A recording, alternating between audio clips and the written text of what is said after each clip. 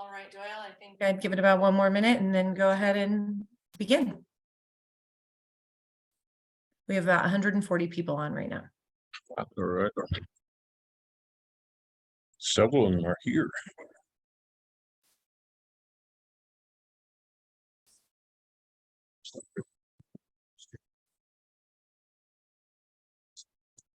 You with? Yes. And Curtis. There you go.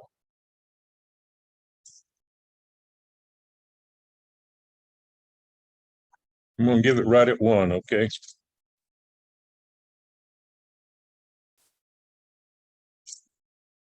Sounds good. We can.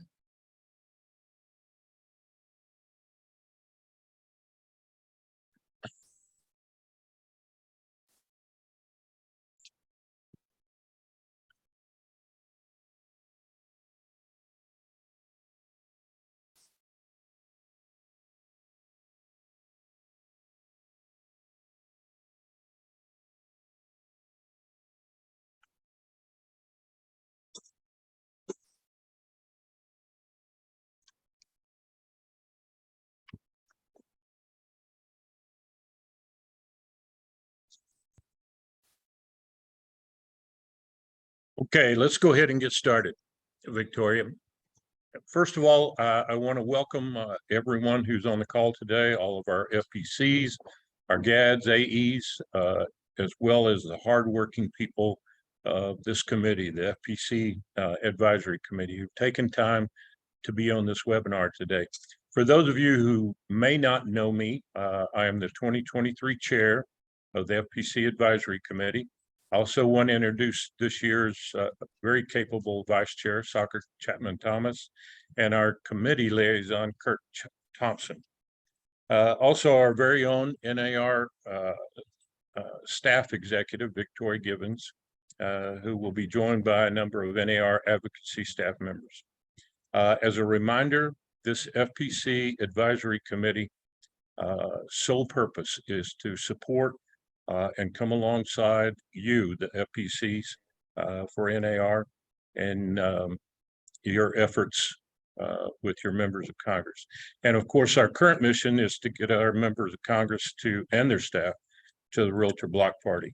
So with that said, I have the honor of being joined today with the visionary of the Realtor Block Party, our very own 2023 NAR President, Kenny Parcell. So at this point, Kenny, share a few thoughts about the Block Party.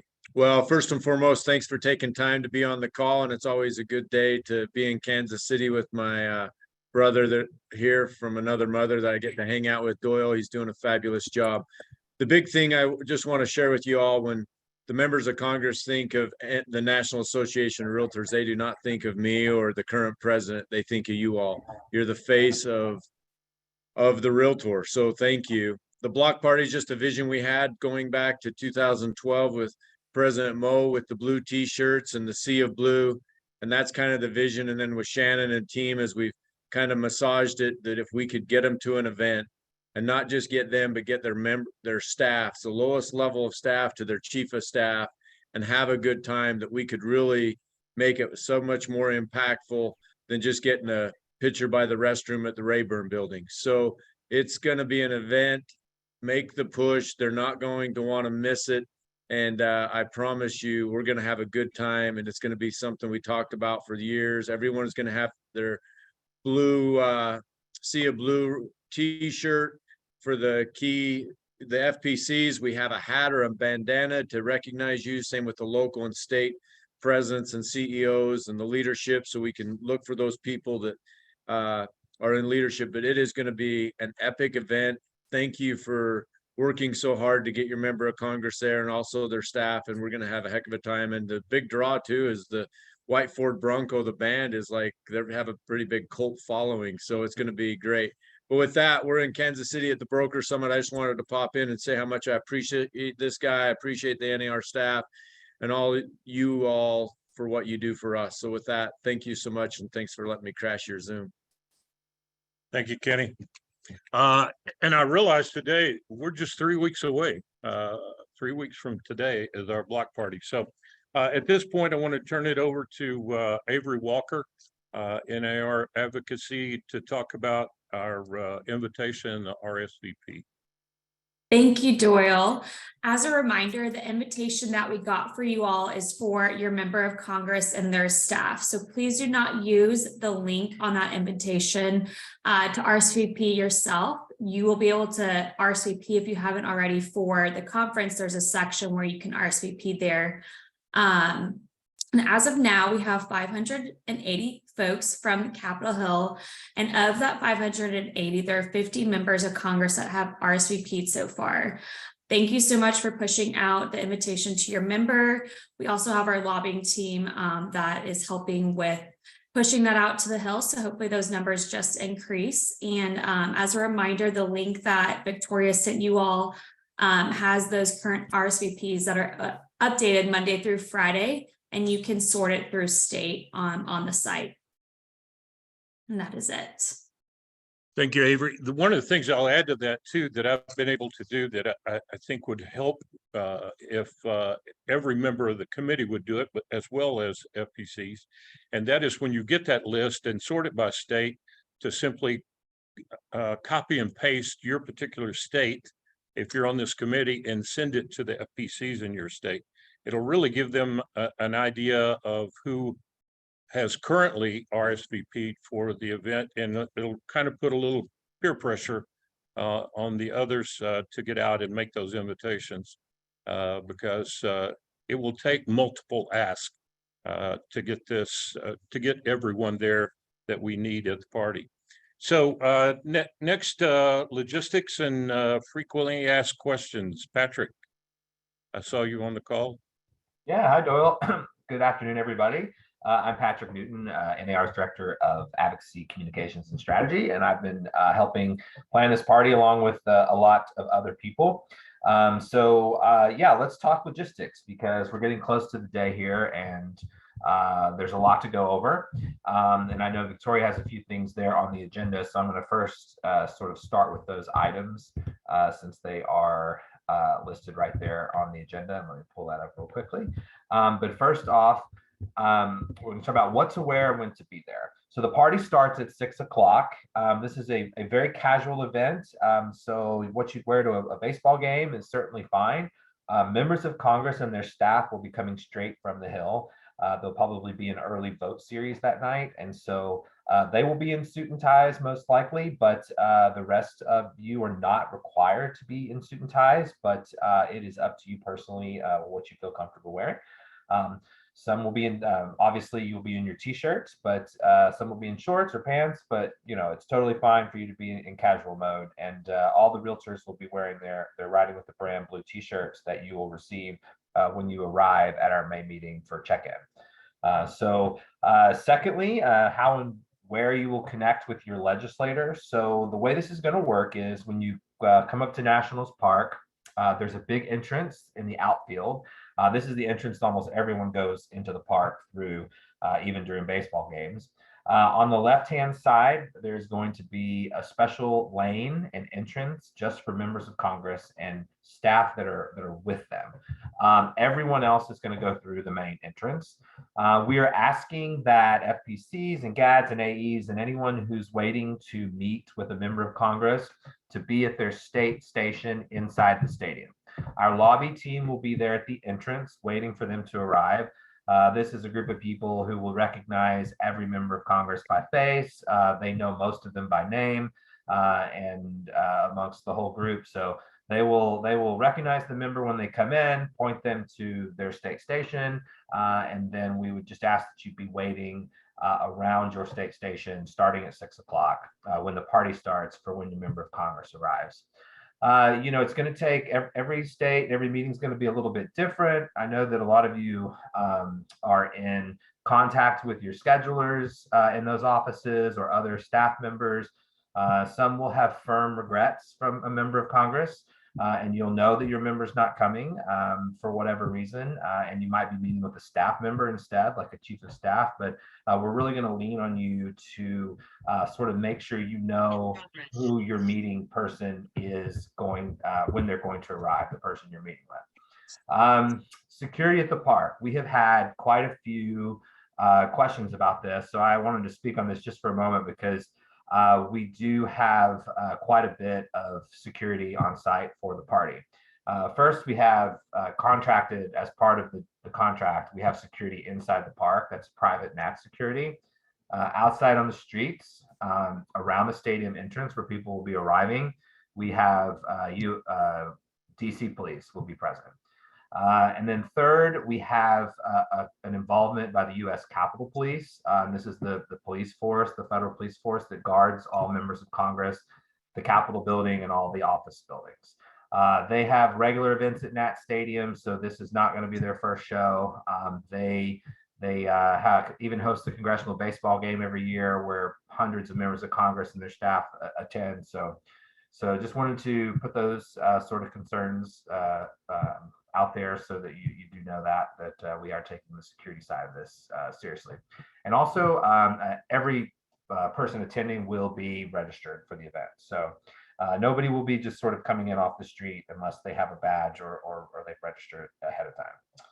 Patrick, if people, we're getting a question in the chat, which we've answered, but if they want to bring their family member, does the family member or somebody, how does that work? Do they register is there a spot for them to get a badge once they arrive? Yes. So when you arrive to the stadium, what's going to happen is if you're there for RLM and you're registered for RLM, you will wear your badge and that will get you into the stadium. It will get you straight in. You don't have to stop, pick up a ticket or anything like that. If you, there's a small bucket of people who will not have registrations ahead of time. And there will be a tent there for you to go to pick up a badge so that you can get through the magnetometers, if that answers the question. If you're bringing a family member and they're not registered for RLM, just contact Avery because we can register folks and sort of look at the registration numbers and see what we can do and register them through this same system. But if you're registered for RLM, you're registered for this party. I did want to mention as far as security goes, to sort of expand on that a little bit more. So when you enter the park, they have this smart sort of system that's kind of new. So it's not like going to the airport. There's going to be a row of magnetometers that most people just go straight through. You don't have to take off your belt or empty your pockets or put anything through a machine.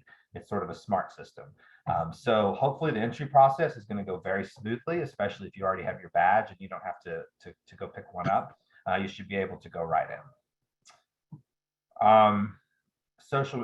Any other questions about that, Victoria? Or I think so there, can you hear me?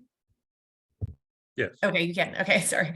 It looks like some folks are confused exactly about time arrival. So we're saying a hard 6 p.m. Some are wondering, should they be there a little sooner? But and what we were saying in the chat is that there are going to be votes that day, folks.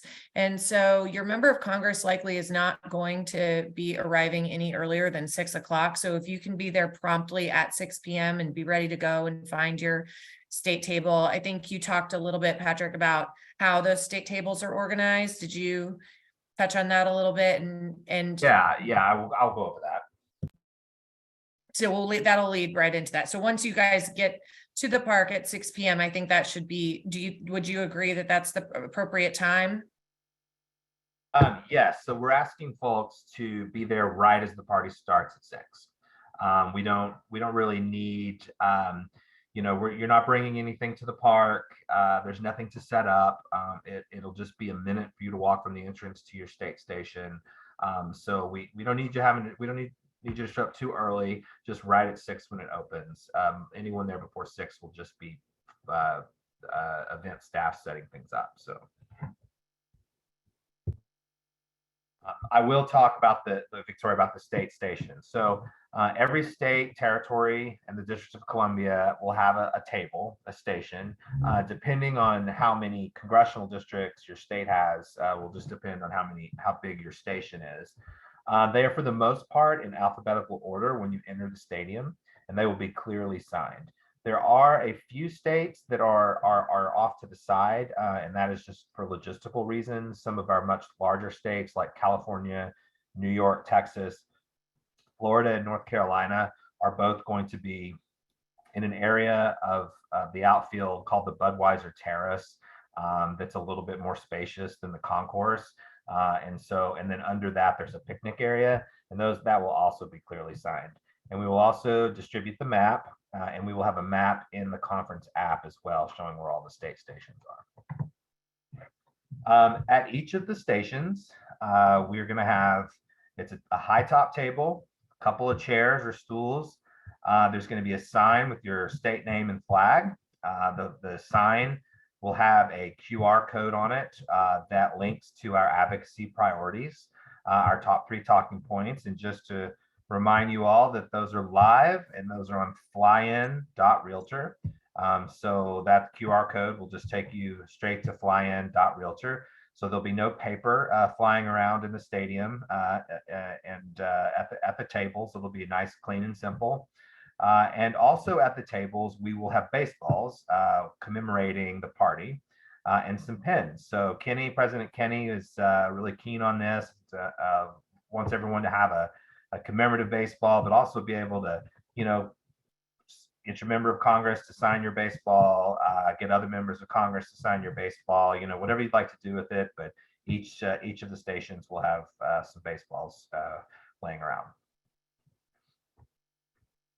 One thing, Patrick, that just to go back, that we're getting a few questions on, can you address, so folks are asking about, can they carry their keys in their pocket? Like you talked about the metal detectors and all of that. What exactly is the policy? I know we're saying no bags,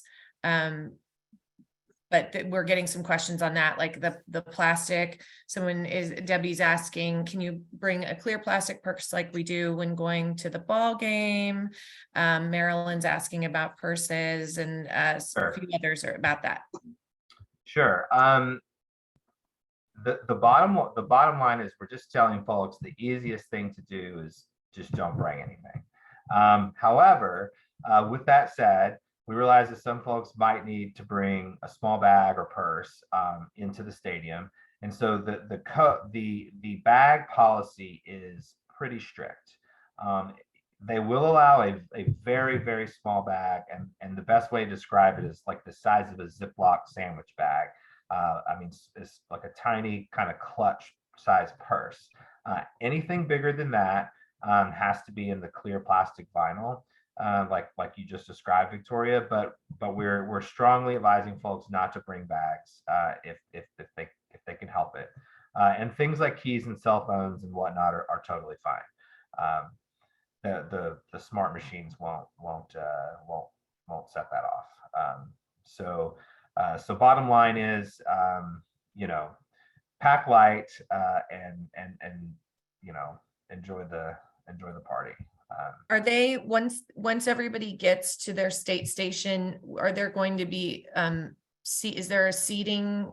Are there chairs for some folks that might be a little more in need of that? So the state stations are all along the concourse for the most part, and they're very close to. There's rows of chairs along the concourse level. So if you go to a baseball stadium, where normally the handicap section is at the top of the stairs on the main level that you enter. So there'll be those seats. But at the stations themselves, there will be high top stools.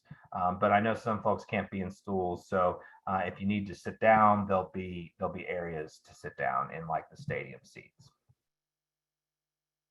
And when they're on their way over, as far as you mentioned the shuttles for getting there at 6 p.m., are the shuttles running early enough for them to get there and not be caught in the big kind of mess of everybody at the same time, right at 6 o'clock? Is there something like that, or should they go ahead and make their way a different way? I'll get with Heidi and get an answer on that. I'm not sure when the buses actually start running, but they will run. They'll start running before the event start time. So I'll get that exact time for you. I don't know that off the top of my head, but There are various ways to get to the stadium. The stadium has a metro stop. We have the shuttle buses, and then there is obviously like taxis and Ubers and things like that. So.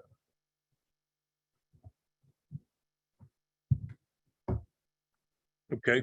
Patrick? Hopefully I'll get an answer for that to you by the end of this call, because I'm texting right now with Heidi, so I'll get you that answer. And Patrick, I would think too that there would be some sort of refined information regarding the block party when Realtor members check in when they arrive at DC. We're still formulating some of this. So like you said, questions that are yet unanswered. Sure. And we do have an FAQ doc. Everything that I've been saying is in that doc, along with a lot of other information that Victoria will distribute to everybody. It's a lot to go over, and I don't want to take up the whole call, but yeah, I'm happy to keep answering questions. Right. But I think that's just an important thing to keep in mind, that we will have final information when people check in DC as far as the block party. There shouldn't be any uncertainty leading up to May 9th about what to do, how to do it, when to do it. Right? Okay. Thank you, Patrick. Also, we have the privilege of having our NAR Vice President of Advocacy, Joe Harris, on the call. Joe, you want to talk to us about legislative priorities? Yes, sir. Thank you very much. Appreciate your having me on today. Hopefully, you've all had an opportunity to look through the 2023 advocacy priorities. These shouldn't be a huge surprise. For the most part, they're the same issues that we focused on in the last Congress, and I'm sure we'll be focusing on them not only this year, but throughout the next year in this session. But I think at the outset, let me say this. I know that we're not having the traditional Hill meetings that we've had in the past, but it's really important that you all at least have these sort of talking points, these top line points in mind, because you're going to have an opportunity, whether it's at the block party, whether it's at a town hall meeting, whether you see your member or their staff elsewhere in the district, you'll have the opportunity to talk about these things. And the question that us lobbyists get all the time, as you do, is what is NAR working on? What do they care about? In addition to some of the other questions you might get about, what you're seeing in your respective districts in terms of the real estate market. But let's start with, the biggest one is obviously affordable housing and supply.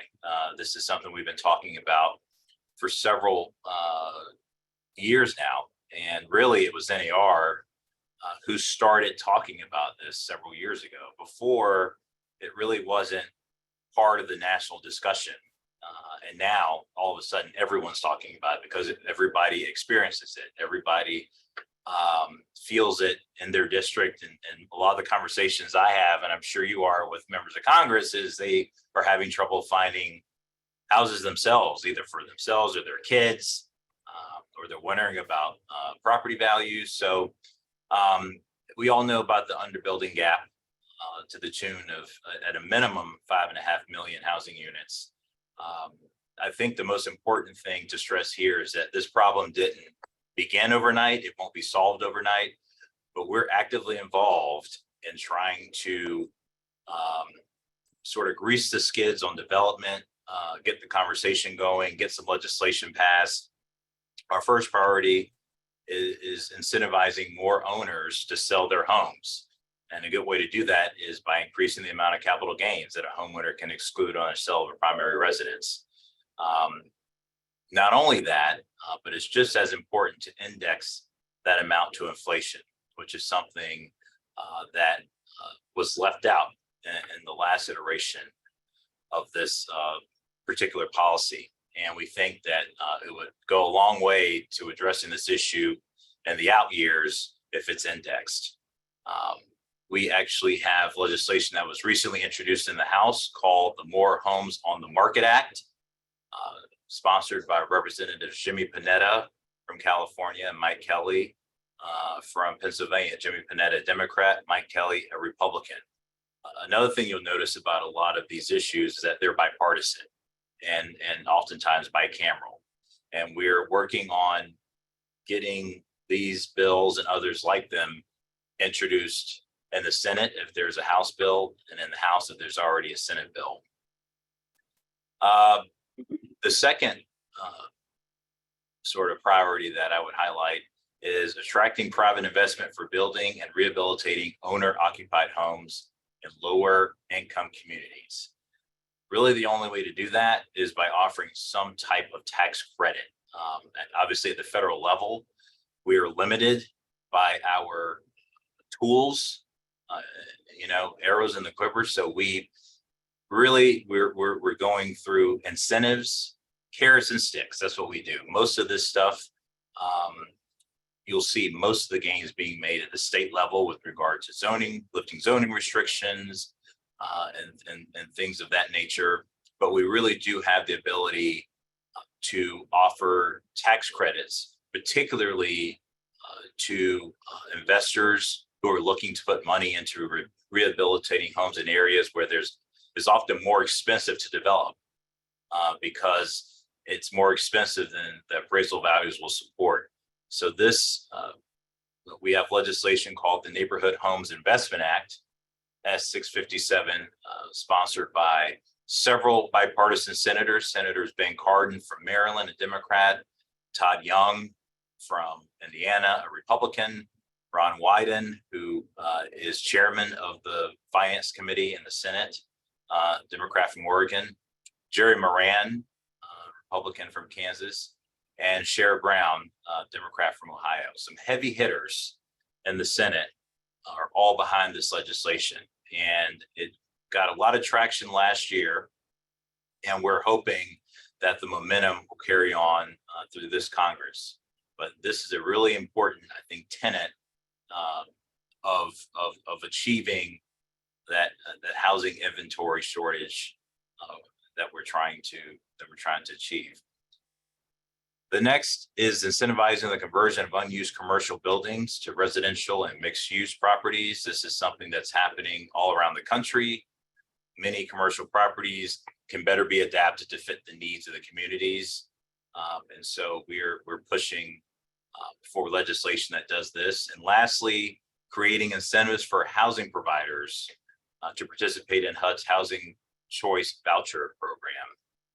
There's legislation that was introduced in the Senate called the Choice and Affordable Housing Act, sponsored by Senators Chris Coons, Democrat from Delaware, Kevin Kramer, Republican from North Dakota, Raphael Warnock, a Democrat from Georgia, Tina Smith, a Democrat from Minnesota, and there's our friend Jerry Moran again, Republican from Kansas. And it's really important. The Housing Choice Voucher Program really does a lot to help assist lower income individuals. We're looking for legislation like the Choice and Affordable Housing Act that'll help streamline, reducing burdensome inspection delays, help with rent payments, make that process simpler, and also just increase the funding, particularly for homeless veterans. So all of these sort of priorities will help in the housing inventory and affordability front. The second prong is ensuring fair housing for all. And basic principle here is an open housing market free from discrimination is great for everybody. It's the right thing to do. It's great for the bottom line. We all know about the gap between so the underserved communities. So we're really, I think the message to take to members here is that we are really involved in this issue. We're asking Congress to reauthorize and increase funding for HUD's Fair Housing Enforcement Grant Programs, which have been very successful in trying to close that homeownership gap among traditionally underserved communities. It's also a great opportunity to talk about NAR's ACT initiative. What the acronym is Accountability, Culture Change, and Training. This continues to be very, very popular in our industry. And we sort of talk about, particularly on some of the committees of jurisdiction, they're very interested in this particular program and some of the suite of resources that are provided to our members. But not only that, the ACT program is used by brokerages and other associations around the country, and has been very, very important to closing that home ownership gap. We've also been an active partner in the Black Homeownership Collaborative, which aims to add 3 million new Black homeowners by 2030. And we've consistently advocated for policies that increase mortgage access. So this is another big thing: access to credit, alternative credit scoring models, special purpose credit programs, down payment assistance. We understand that it's hard to offer down payment assistance when the housing inventory is an issue. So these things have to be done in concert. Lastly, showcasing NAR's research. This is, again, something that we did last year, just letting not only members of Congress, but their staff understand that we have research reports, we have papers, we have case studies, we have all of the tools that they need to do the important work that they're doing on the Hill with regard to making policies that impact our industry, whether they're congressional district state reports or anything else. And obviously we have a great list of research. So even if there's something that your member needs that's unique to their district and doesn't quite fit into one of these categories, we can do work on our end to get them the information that they need. And we do it all the time. We get requests all the time from congressional staff because a member has a town hall coming up or something of that nature. So these are our talking points for this year. And again, you'll have an opportunity, whether it's at Block Party, whether it's in August, during August recess, to talk about these things. And the great thing about it is we can put different types of legislation, plug them into these big three sort of topics. We can plug in as needed, as bills are introduced, as things are moving. We can be very nimble in terms of getting the word out to you all that something's moving in an appropriations bill or something's coming up on the floor that falls under one of these well, mainly two, but that falls under one of these categories. So with that, happy to answer any questions. Joe, it looks like we're getting some questions in the chat. Can you go over a little bit? Would you suggest that folks kind of have their conversation first and then do food and music later? Or how do you envision them, if they do talk to their member of Congress at the Block Party about these issues? Yep. How do you envision that happening? We're getting a few questions about that. Yep. So I think because this is going to be a social event, a party, depending on where you're meeting, it could be loud, it could be a band playing in the background. We're not expecting folks to find a quiet corner and talk about these talking points. The main purpose of this event, as President Kennedy laid out so well, is for people to put faces with names. In a lot of cases, the FPCs haven't met certain staff. They haven't met certain members. You may be new FPC, the members may be new. The first priority is just getting to know them and putting a face with a name. Let's say that, you do have the opportunity to speak about any of these issues. They'll say, members will mostly say, what are you guys doing in town? What's going on back in the district? What are some things that NAR, the realtors, are working on? What's keeping you up at night? That'll open up the opportunity to maybe go into a couple of these issues that we're working on. But we understand, again, the Block Party may not be, and in most cases will not be, the most appropriate place to have that traditional sit-down meeting. But the point that I really want to leave about these talking points is that these are going to be evergreen. These are our priorities for the entire Congress. You're going to have the next year and a half to talk about these issues, and there'll be different aspects of these topics that we can plug in depending on which legislation is moving. There will be opportunities, and in fact, what I envision is, for example, you see your congressman at the block party, maybe the chief of staff is with him or her. You talk a little bit about, how things are going back in the district, catch up. Maybe mention, we have a number of different priorities that we're working on. Look forward to following up with you to have more conversation about that. We'll have other opportunities to do that. We have some specific bills that we're tracking that we support that sort of address a lot of these issues. Look forward to following up. For now, let me introduce you to all the other members from your district or from your state. This is that's what I sort of envision this being, something along those lines. Hopefully that answers that question a little bit. Yeah, it looks like we have a few hands raised. Andy, I'm going to allow you to talk here and see if your question was answered. Andy. Hey, Andy. It looks like he's muted. Andy, did you have your question answered? Okay, we have a couple more hands raised. Andy, if you get it, if you want your question, you're now allowed to talk. And we're doing this, guys, we have, over 400 people on this webinar. So we just want to make sure that it's not crazy. Peggy Hill has a question with her hand raised. Peggy, you have your line muted? Yes, actually our regional vice president is here and he has a question. Don Cleveland. Question for you.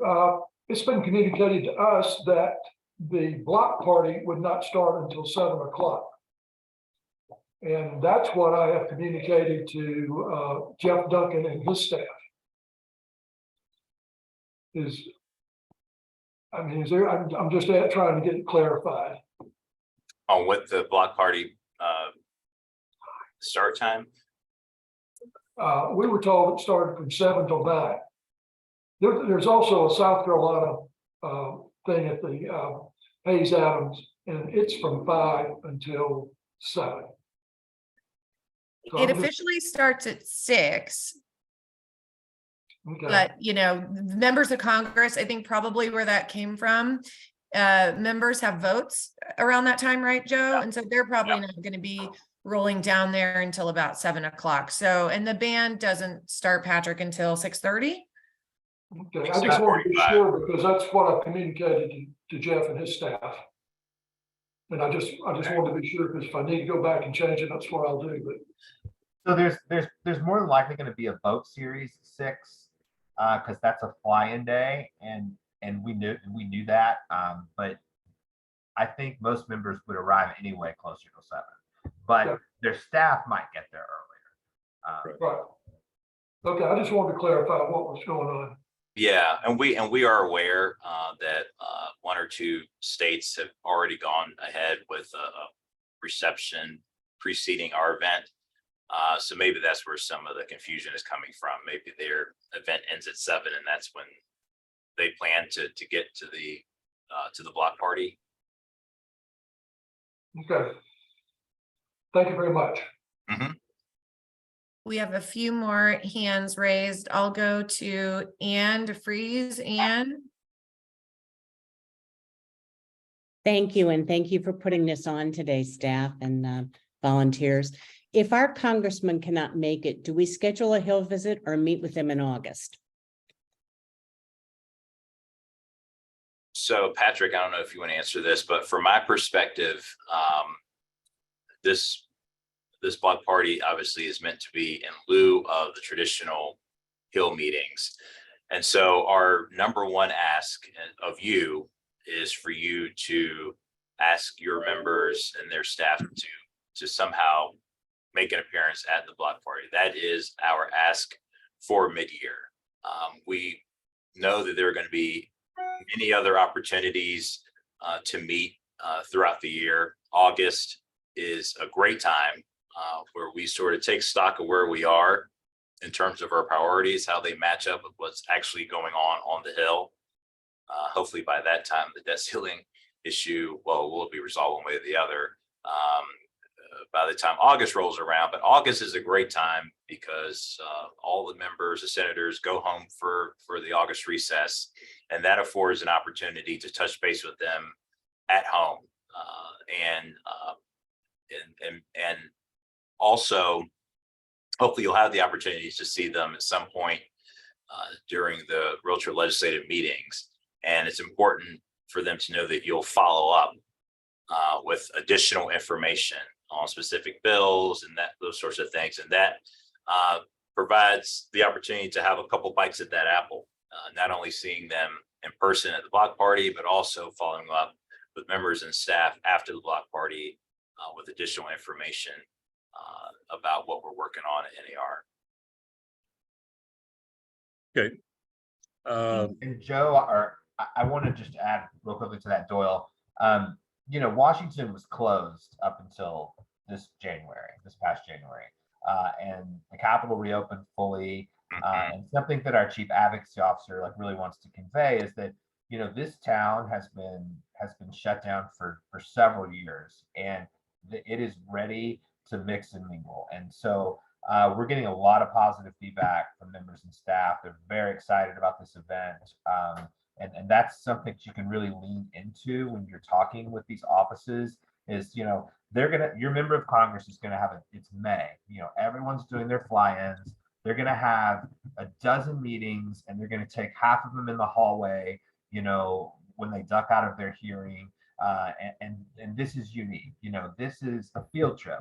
This is getting to go do something different and special. And this town is sort of coming alive, and everyone's really wanting to get out and have face-to-face interactions like that. So that's definitely something, to sort of lean in on when we're extending these invitations. Right. Joe, I just wanted to say I appreciated your earlier summary, and that is that we keep this a social event, that there are ample times beyond the block party to cover what our issues are this year, and again in August when they're back home. And so I think the way that you phrase that is exactly the way that we need to be phrasing it, that we're here to introduce other people from back home, to meet the staff people, and to have a good time, and we'll get around to our issues at a later date. So, and the reminder that there are later dates, and this is our number one ask, is to get people to the block party. So at this point, to stay on schedule, Victoria, you're going to talk to us about FPC meetings at Realtor legislative meetings. Yes, thank you, Doyle. And just for those of you that have your hands raised, go ahead and ask those questions in the Q&A. And our team, we have our whole advocacy team is on the call, and they can answer some of those just so we can move forward. And then we'll have open forum at the end, and we can answer some more questions as we have time for that. But we just want to make sure to get through everything. So just moving right along, I want to make sure that everybody is aware of the different FPC meetings during the week that you're here. Most of your meetings are on May 7th on that Sunday.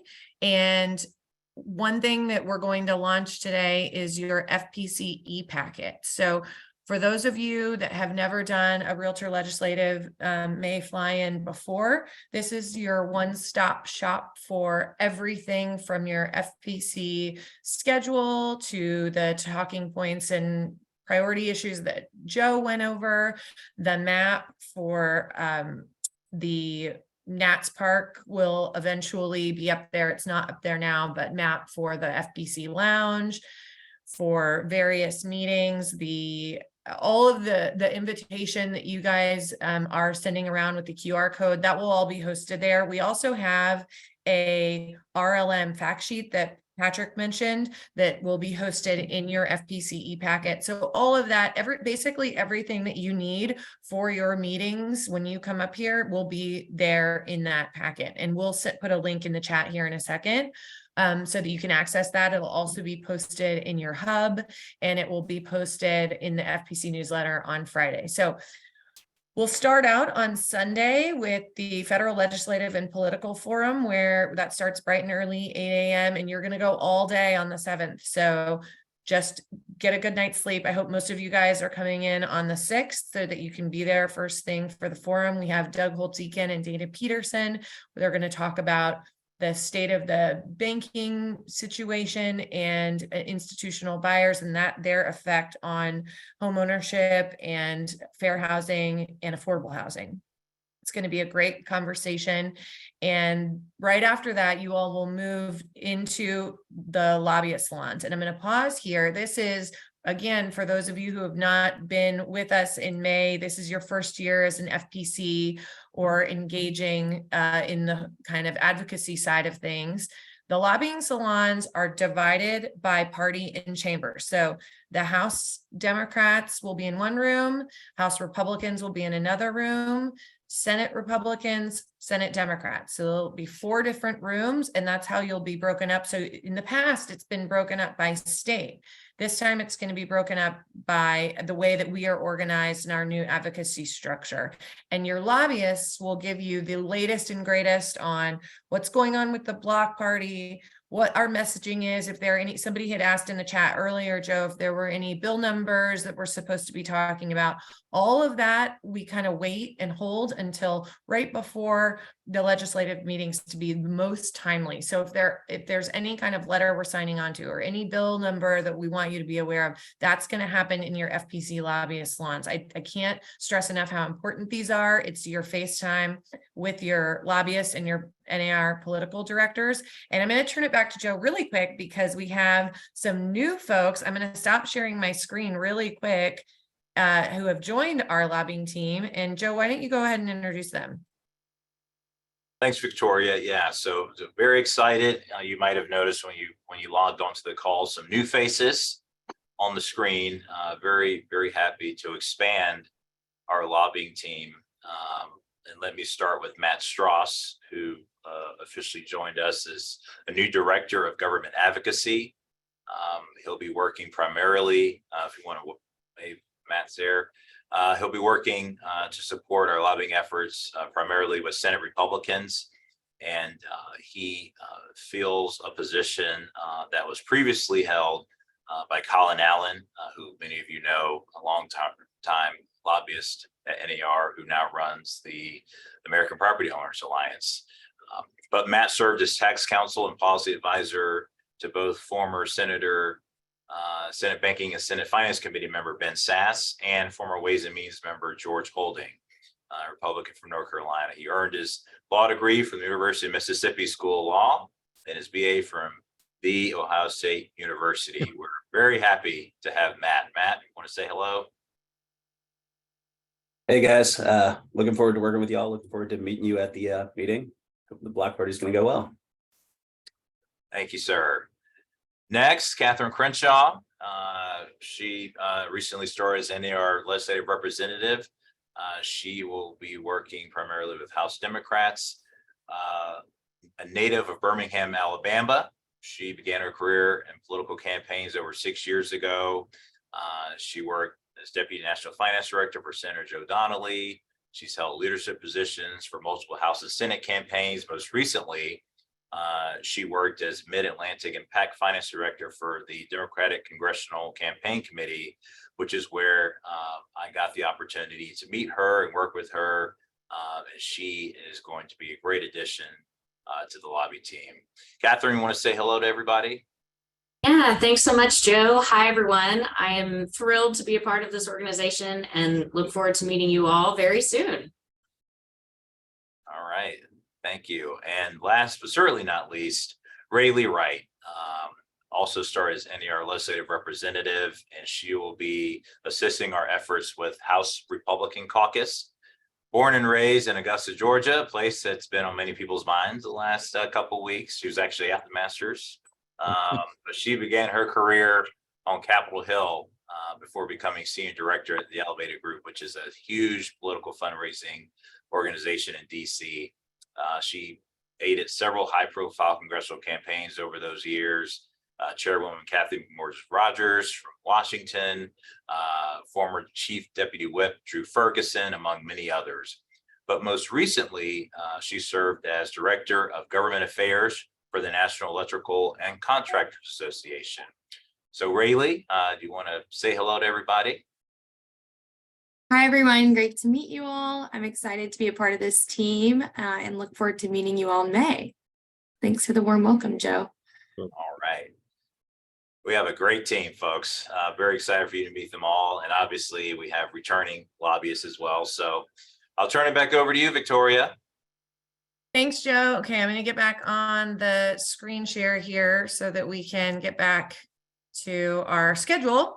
So folks, just know that this entire schedule is going to be in your e-packet. We won't go through, just to keep ourselves on time, every single thing, but just make sure you're attending all of those meetings on the 7th. You've got the salons. The FPC Advocacy Academy is for the new folks, the 140 plus new FPCs. You're going to be doing an interactive with Hill staffers and anybody who's a veteran FPC who feels like they want to get a little more training, or they just want to see what's going on with the new folks and be on hand. Some of the veteran mentors, I think we've talked about being in the mentor pool. You might want to pop by the FPC Advocacy Academy and introduce yourself and answer questions for those folks. The political directors and I will all be there to be on hand. Then there will be the advocacy scoop and the FPC roundtable in the afternoon on the 7th. So that's all something that you guys are going to want to be a part of. FPC roundtable. We have some really great leadership staffers coming to join us and a wonderful historian, presidential historian that Doyle found. I mean, it's really going to be a cool networking opportunity for all of you and great session. So those are your key meetings. I'm going to turn it, speaking of the political directors, I'm going to turn it over to April, who can talk a little bit about our team and some of the changes on that side of the house. April, can I turn Sure. it to you? Hi, Victoria. Good afternoon, everybody.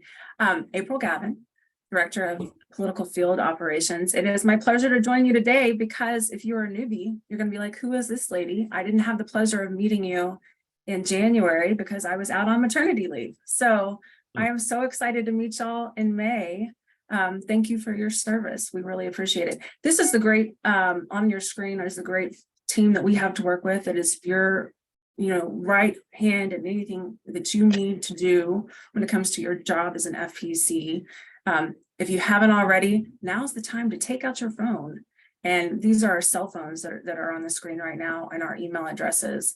And so anything that you think of that you might need help with prior to these meetings, please let us know. And even at the meetings themselves, we no question is too small. We want to be as much help as we possibly can be to you. So we look forward to making it a pleasant experience. This is the map. So since January, we've had one team member depart, not goodbye forever, but he has moved on. So if you had Jack Greason before, now you get to work with me. Sorry, I'm kidding. It'll be great. But we look forward. Everything else stays the same as it was in January, and look forward to working with everybody. If we will be in the back of almost every room that y'all will be in. So if we haven't had the pleasure of meeting you, please come by and say hello. And thank y'all so much for taking the time to come to Washington. We're excited. Thanks, April. I'm going to just scroll back up one more time. So in case this is the map, these are your people. Now you know your people, and here they are with their cell phones and emails, just so everybody has that. These guys are your one-stop shop and liaison, yes, for all political stuff. And then Doyle, I'm just going to have Yes. one more, just a last minute, some tech and social media things before I turn it back to you. The app is going to launch at the end of this week. For those of you that like to use your calendaring event planner, that's already available on flyin.realtor and or legislative.realtor/schedule. It's on in both places. Our meeting, FPC Advisory Committee, will not be having a Zoom component but some governance meetings will, if you all have other governance meetings, and we're going to stream things like Board of Directors, the Regulatory Issues Forum, the Federal Issues Forum, things like that. So some things will be streamed and some things will not. One thing to make note of on the events that I'm going to scroll back up really quickly. There is a Facebook Live session on Wednesday, April 26th.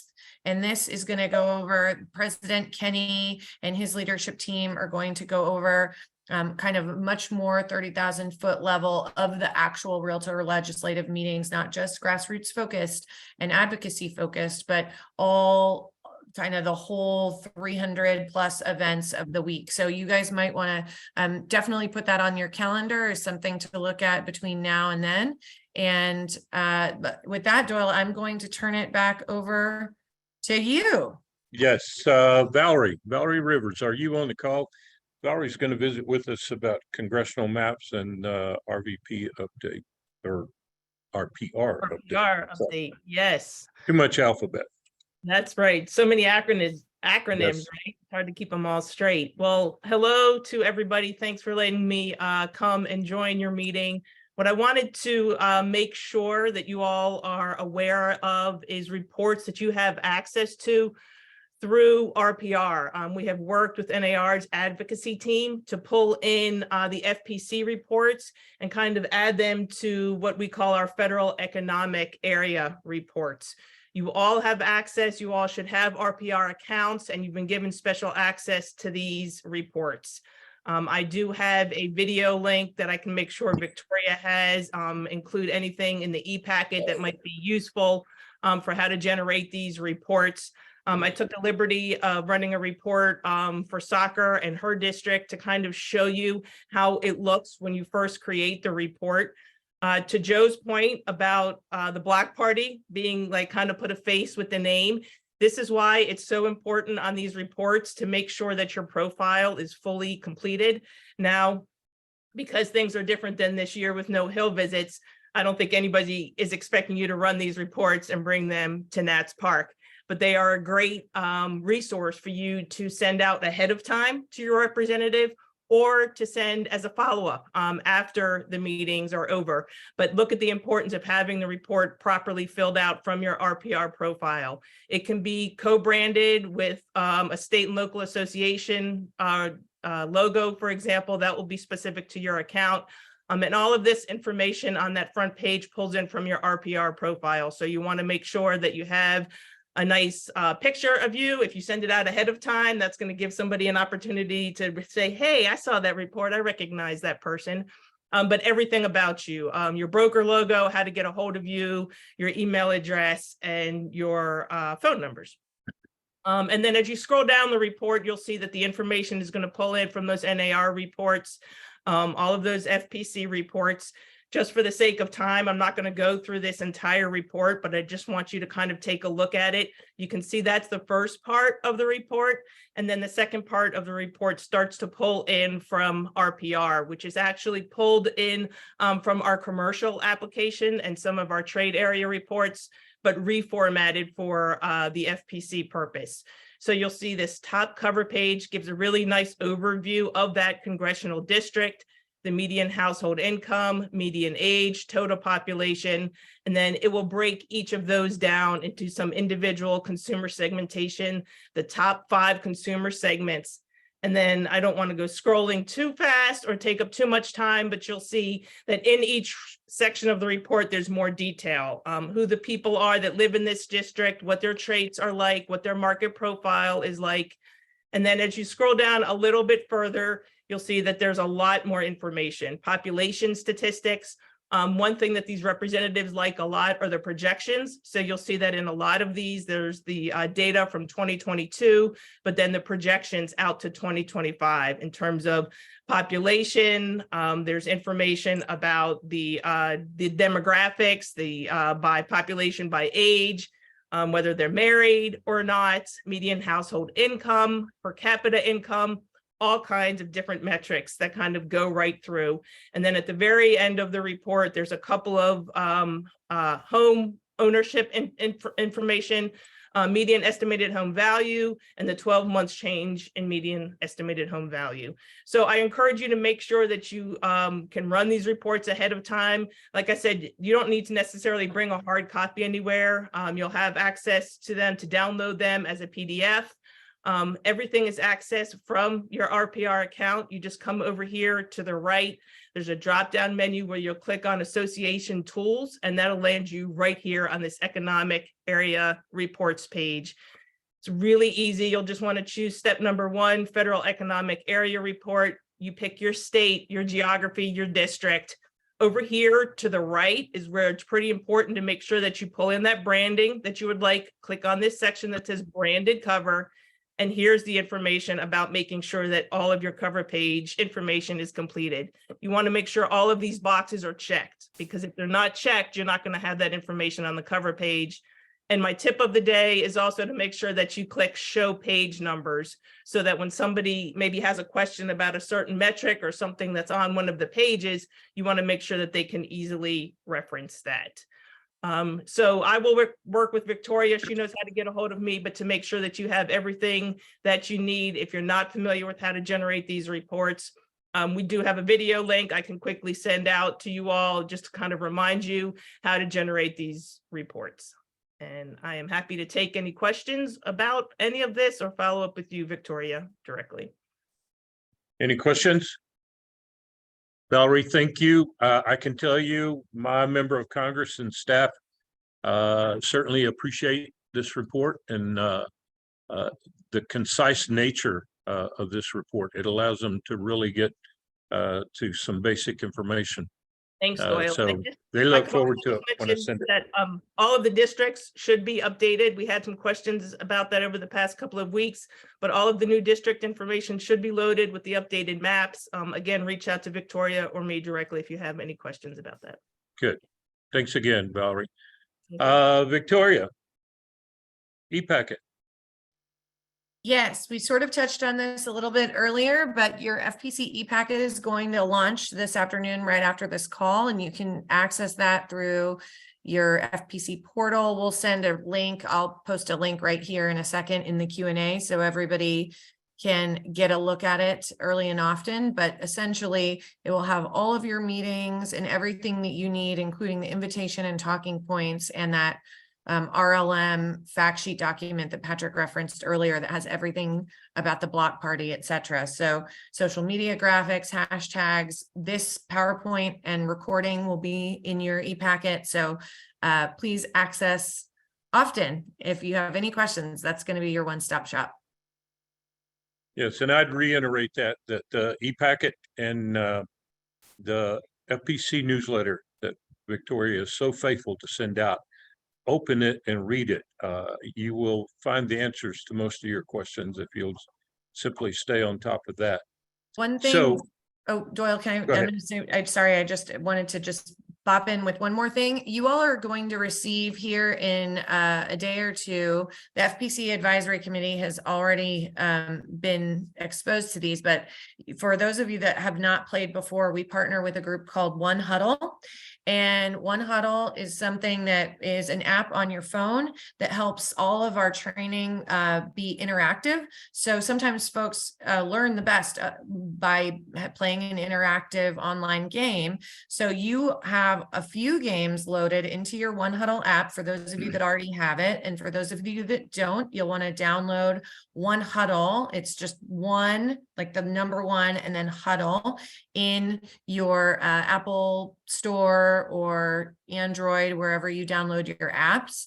And the password is game time. This will all be in your FPC newsletter on Friday, but we're hoping that everybody plays the games throughout the, between now and going to Realtor legislative meetings and throughout the meetings. It'll help you get all of the things that you need to know about the Realtor Block Party, about your talking points. There's a talking points game. There's a game having to do with the schedule of events in general, just about the entire meeting. So go in there, play, win some fun trophies. We have some fun prizes, and it will come up with a leaderboard, and we'll be excited to announce it. FPC Roundtable, who won the games. Thanks, Doyle. Thank you. I will close with this. If there are still questions out there, please put them in the Q&A.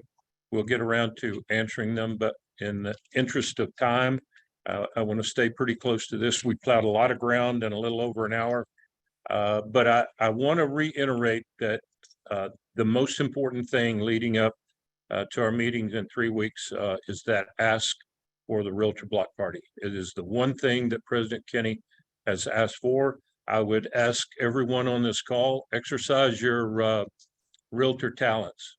You know how to close, you know how to ask for the order, and you know how to sell featured benefit. And so it is important that our member of Congress understand how important this is to us. If they don't sense it's important to me personally, it's not going to be important to them. So let's get out, make the ask again, and make sure that we fill the stadium on May the 9th. Anything else from anyone on the call? Victoria, Joe, Patrick, no one? Okay. Hey, I appreciate everyone's time. I know you had to pull away to do this, but this is important, and I think it's going to be everything that Kenny hoped it would be in 3 weeks when we get there. Have a good rest of your day.